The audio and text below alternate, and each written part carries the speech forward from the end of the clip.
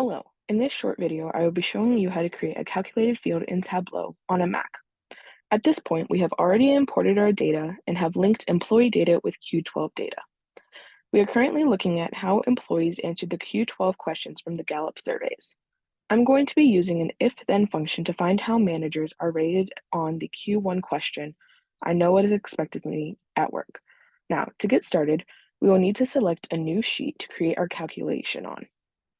Now, to create our calculated field on a Mac, we can go to the top of our screen to Analysis, and then down to Create a Calculated Field, or we can go to our Data tab, down to the search bar, all the way to the right to the down arrow, click on that, and create a calculated field.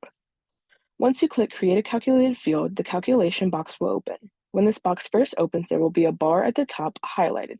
This is where we can change the name of our calculated field.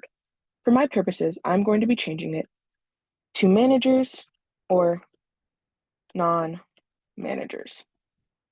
In my if-then function, I'm going to be checking position ID against a specific data points, which will then check it. If it is one of those data points, it will be a manager, and if it is not, it will be a non-manager. So let's create that.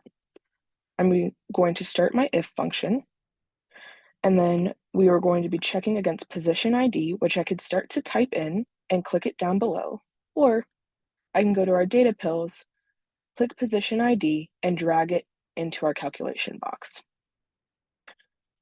Since I have multiple data points I'm going to be checking position ID against, I'm going to include them and paste them in. Now, if these data points are a manager, we want them to be labeled as such. And if the position ID is not one of these numbers, then we would like it to be labeled non-manager.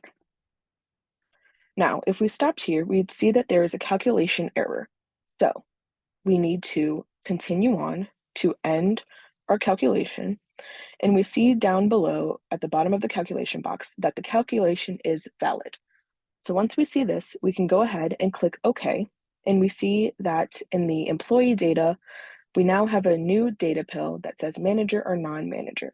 And next to it is an equal sign, which shows that this is a temporary calculated field that we created in the worksheet. Now, to do a quick visualization, we can drag employee name into the rows box, along with our calculated field, manager or non-manager. We can also drag manager or non-manager into the colors, which when we see, any blue box is a manager and any orange box is a non-manager. Now, to see how they rated on Q1, we will go down to Q12 data and drag our Q1 data pill into the size box in our marks section.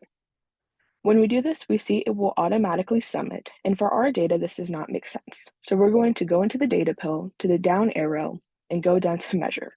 We will change it from sum to average. And now we see that the smaller boxes in our visualization show that they rated lower on the Q1 question, and our bigger boxes see that they rated higher on the Q1 question.